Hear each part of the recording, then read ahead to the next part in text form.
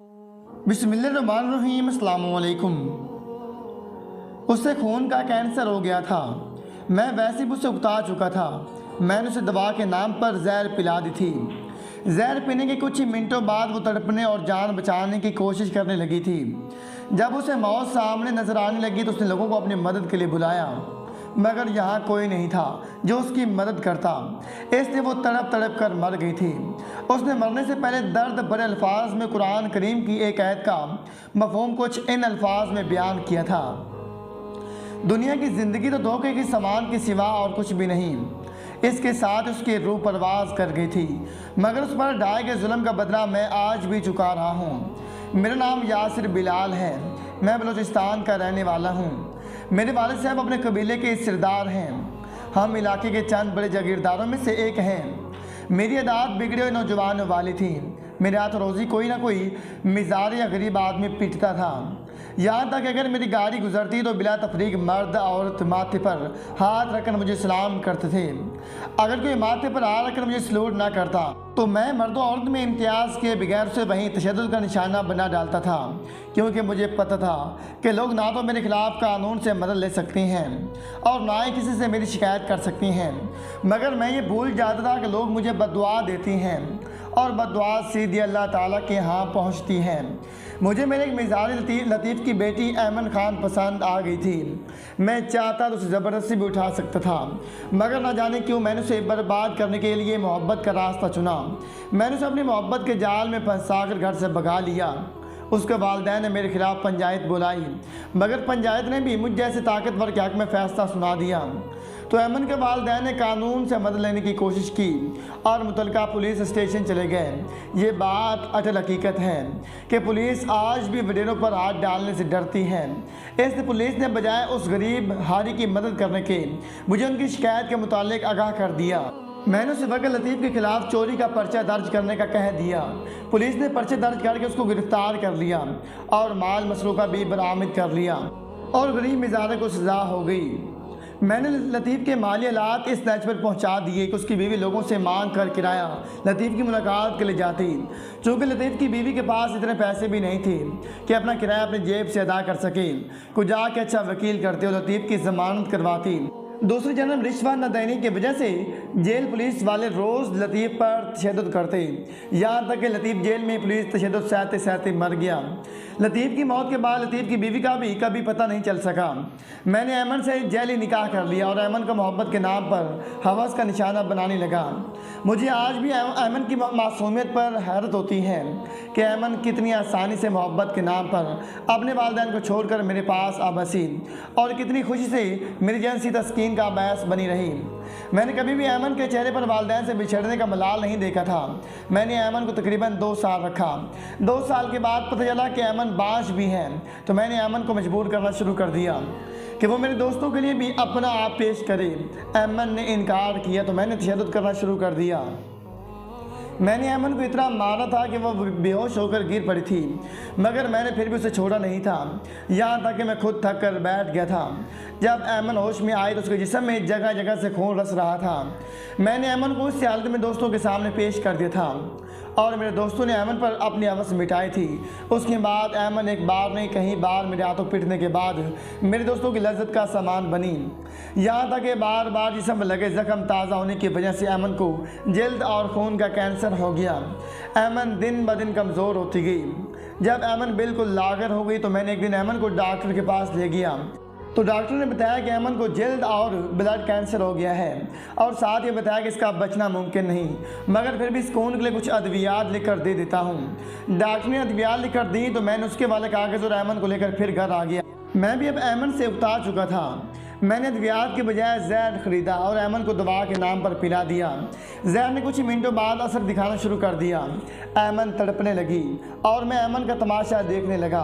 कुछ देर ऐमन की निकलती हुई जान देखकर मैं ऐमन को मिलने वाली अजियत से महफूज होता रहा, मगर जब उकता गया तो मैंने रस्सी की मदद से ऐमन को चारपाई पर बांध दिया और ऐमन को बता दिया कि मैंने तुमको दवा के नाम पर जहर पिला दिया है। मेरी बात सुनकर ऐमन बिल्कुल पुरसकून हो गई और मुस्कुराते हुए कहने लगी, वाकई अल्लाह ताला ठीक फरमाता है, दुनिया की ज़िंदगी तो धोखे की सिवा कुछ भी नहीं है। थोड़ी देर बाद अमन मर गई और मैंने अमन को बिना जनाजे की हवेली में गड्ढा खोद कर दफना दिया। अमन का कोई वाली वारिस नहीं था, ना ही मुझे कोई पूछने वाला था, इसलिए अमन की मौत के साथ ही अमन की किताब बंद हो गई। अमन की मौत के कुछ अर्से बाद कबाइल की लड़ाई में मेरा बाप मारा गया। मेरे बाप की मौत के बाद मैं कबीले का सरबराह बना, मगर मेरे चाचा और उसके बेटों ने मुझे कबीले का सरबराह मानने से इनकार कर दिया। इसी बात को लेकर मैं अपने चाचा के साथ लड़ पड़ा तो मेरे चाचाजाद भाइयों ने मेरे दोनों बाजू काट कर मुझे मेरी खानदानी हवेली से बेदखल कर दिया। मैं पुलिस के पास मदद लेने के लिए पहुंचा तो पुलिस वाले मुझे गिरफ्तार करके मुझसे मंशियात बरामद कर ली और मुझे जेल भिजवा दिया गया। मैं जेल में कैद और सोचता हूँ कि वाकई दुनिया की ज़िंदगी धोखे के सिवा कुछ नहीं। मेरे दोनों बाजू कटे हुए हैं, इसके बावजूद पुलिस वाले मुझसे रिश्वत मांगती हैं।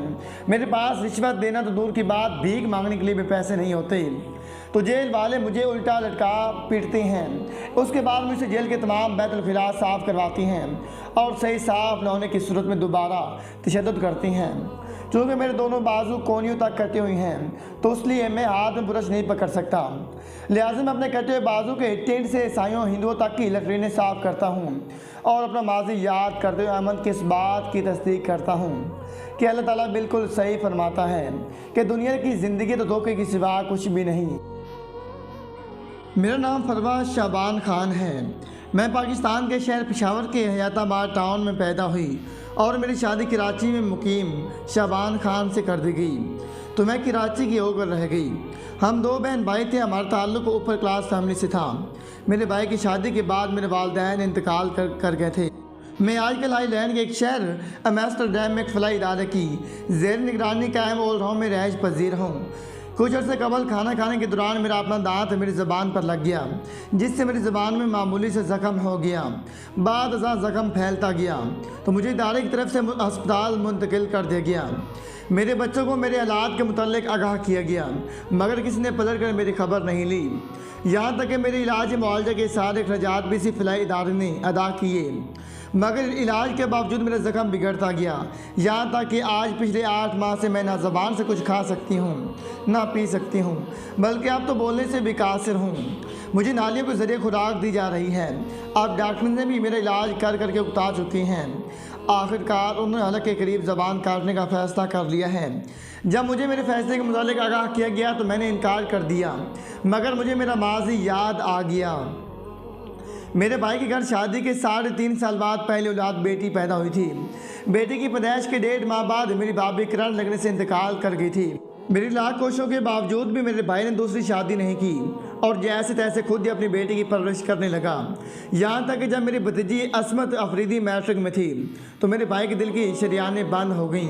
मैं अपने भाई और भतीजी को लेकर कराची आ गई। डॉक्टर्स ने मेरे भाई का ऑपरेशन तजवीज़ किया और साथ ही बता दिया कि बचने के चांस सिर्फ 35% हैं। हमने कराची के अलावा इस्लामाबाद और लाहौर के डॉक्टर से भी मशवरा किया। सब ने ऑपरेशन ही तजवीज़ किया और बताया कि इस हालत में ऑपरेशन की कामयाबी के चांसेस कम हैं। तो मेरे भाई अपना घर, दुकान और प्लाट अपनी बेटी के नाम मुंतकिल किया और वालिदैन की जायदाद में से मेरा हिस्सा भी देने के बाद अपनी बेटी भी मुझे सौंपी और खुद अस्पताल मुंतकिल हो गया। जब मेरे भाई का ऑपरेशन हुआ तो हमारे खदशात दुरुस्त साबित हुए। मेरा भाई चल बसा और मेरी भतीजी असमत अफरीदी ने मेरे भाई की मौत का बड़ा गहरा सदमा लिया। यहाँ तक कि सदमे की वजह से वो मैट्रिक के पेपर भी ना देख सकी। यूँ उसकी तालीम का सिलसिला भी मुनक़ता हो गया। हम पठानों में रस्म है कि हम बेटी की शादी जल्दी कर देती हैं। यूँ मैंने भी अपने बड़े बेटे को असमत से शादी के लिए कहा, मगर मेरे बेटे ने इनकार कर दिया। तो मैंने अपने बेटे को असमत की जायदाद के मुतालिक बताया और कहा कि जायदाद अपने नाम पर मुंतकिल करवाने के बाद बेशक तलाक दे देना। मेरे बेटे ने मेरी बात मान ली और असमत के साथ शादी कर ली। चूँकि शादी की बुनियादी लालच थी, शादी निभाने से मेरे बेटे को कोई गरज ना थी, इसलिए वो बात मेरी भतीजी पर तशद्दुद करता और कभी डरा धमका कर, कभी मोहब्बत से आहिस्ता आहिस्ता कर करा के उसने असमत के नाम पर मौजूद बंगला और दुकानें अपने नाम पर मुंतकिल करवा ली और फिर एक दिन किसी बात पर तैश में आकर असमत की ज़बान ही काट दी। हमने मेल मिलाप करके मामला संभाल लिया और पुलिस केस बनने से बचा लिया। दूसरी जानब मेरे बेटे ने असमत वाली सारी जायदाद बेचकर हाईलैंड के लिए बतौर इन्वेस्टर वीज़ा अप्लाई किया तो हमें फ़ौरन वीज़ा मिल गया। मेरे बेटे असमत की आंखों की बीनाई छीनने के बाद ताकि वो अपनी साथ होने वाले जुल्म के मुतालिक किसी को भी ना बता सके उसे तलाक दे दे और असमत को लावारिस कहकर एक फलाई इदारे के हवाले कर दिया। हम लोग आइलैंड शिफ्ट हो गई हैं। यहाँ मेरे तीनों बच्चों ने अपनी मर्जी के साथ शादियाँ कर ली हैं। शादी के बाद मेरे बेटों ने अपनी बीवियों को कहने पर मुझे ओल्ड होम में छोड़ दिया है। पिछले 7 सालों से मुझे मेरा कोई बच्चा मिलने नहीं आया। मैं इस वक्त भी एम्स्टर्डम के फलाई इदारे में रिहाइश पजीर हूँ। मेरी ज़बान मेरी रजामंदी हासिल किए बिना ही काट दी गई है। मैं मुसलमान हूँ मगर इसके बावजूद मुझे मेरे इस्लामी त्योहारों के बजाय यहाँ के मकामी त्योहारों के हिसाब से मुझे सहूलियात दी जाती हैं। यहाँ मैं वैध पाकिस्तानी और मुसलमान होने के बावजूद मेरा शुमार गैर मुस्लिमों में होता है। मेरा पता नहीं इसके बाद आने वाली ज़िंदगी में क्या बनेगा, मगर मैं आप लोगों को नसीहत करती हूँ कि अपनी औलाद की खातिर कभी हराम ना कमाओ, किसी का हक ना खाओ। किसी की बेटी को अपने घर में ब्याह कर लाओ तो उसे अपनी औलाद जैसे समझो। मैंने जो गलत किया उसकी सज़ा पा रही हूँ।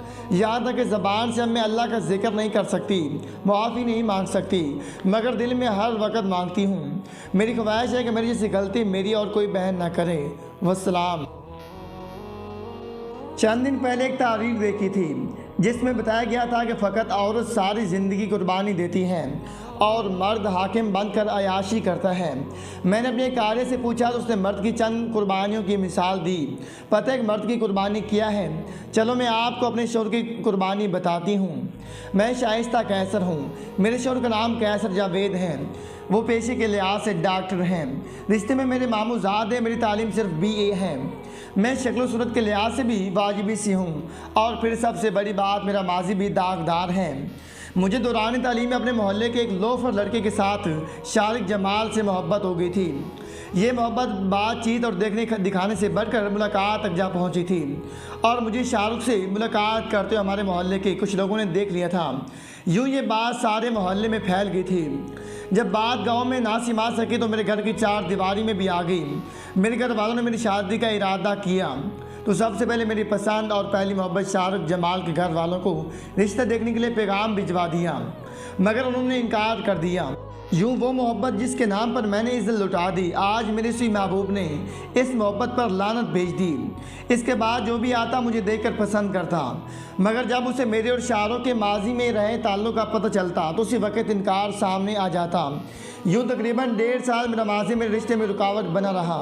जब मेरी माँ को कोई सूरत नज़र न आई और मेरी ढलती उम्र उन्हें परेशान करने लगी तो उन्होंने उसी वक्त अपने भाई सरफराज यानी मेरे मामू को पैगाम भिजवाया कि आखिर कैसर जावेद के लिए शाइस्ता का हाथ मांगे। मेरे मामू जो मेरे माजी से वाकिफ़ थे उन्होंने सवाल की भी जुर्रत ना की और अपनी बड़ी बहन को हुक्म की तामील में चुपचाप आखिर कैसर के लिए मेरा हाथ मांग लिया। लोगों ने लाख बातें की मगर मेरे मामू ने अपनी बहन की बेटी के लिए अपने बेटी की खुशियों को कुर्बान कर दिया और धूमधाम से मुझे ब्याह कर ले गए। दूसरी जानब कैसर जावेद जो पेशे के लिहाज से डॉक्टर था, जिससे अपनी क्लास फेलो से इश्क करता था, जिसने दिन रात एक करके यह मकाम हासिल किया था ताकि वो अपनी मोहब्बत और अपने और उसके घर वालों की मर्ज़ी से पा सके। उस कैसर ने अपने वालिद साहब के एक हुक्म पर मुझसे शादी कर ली और अपनी मोहब्बत, अपने पेशे से मुंसलिक बीवी की ख्वाहिश, अपने मुस्तकबिल के इरादे और बाकी सब कुछ कुर्बान कर दिया।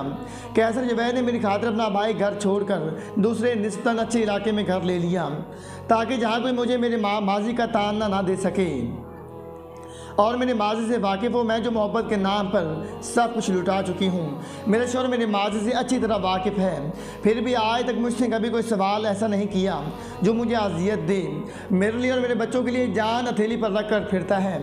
मैं कैसे कहूँ कि मर्द कुर्बानी नहीं देता जितनी कुर्बानी मर्द देता है। शायद औरत इतनी कुर्बानी दे ही नहीं सकती। कैसर ने मेरी खातिर अपना वो सब कुछ कुर्बान किया जो औरत होने के नाते मुझे करना पड़ता तो शायद मैं ना करती, जबकि मेरे मामू ने अपनी बहन की खातिर अपनी औलाद की खुशियाँ कुर्बान कर दी।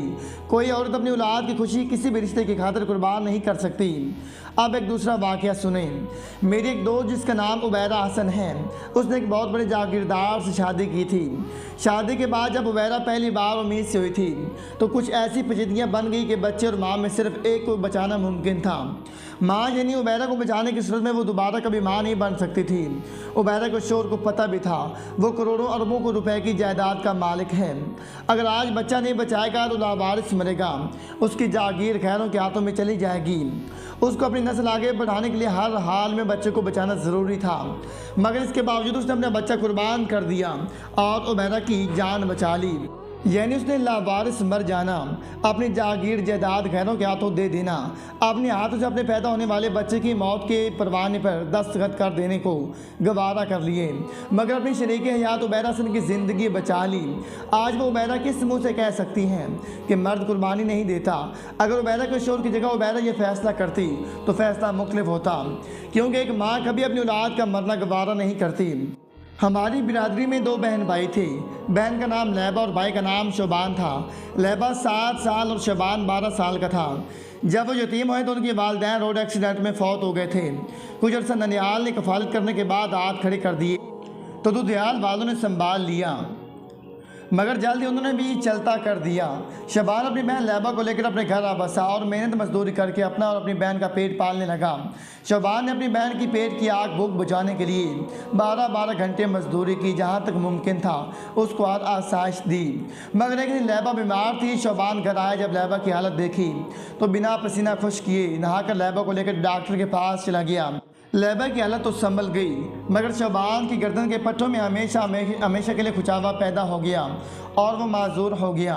वो लैबा जिसकी बीमारी को शबान एक लम्हे के लिए भी बर्दाश्त नहीं कर पाया था और बदले में उम्र भर की माजूरी कबूल कर ली। उसने अपनी ज़िंदगी अपनी बहन की खातिर अजाब कर ली।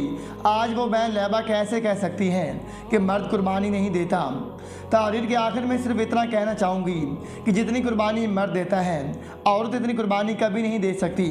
औरत को शौहर और औलाद में से एक को चुनना पड़े तो औरत औलाद चुनेगी, मगर मर्द बीवी और औलाद में से बीवी का इंतखाब करेगा।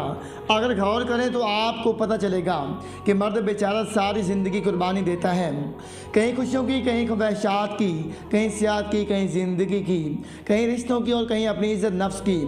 अगर कोई दलील से रद्द कर सकता है कि नहीं मर्द कुर्बानी नहीं देता तो करके दिखाए। खुदारा औरत की नफ्सियात से ज़्यादा मर्द के एहसासात को समझें।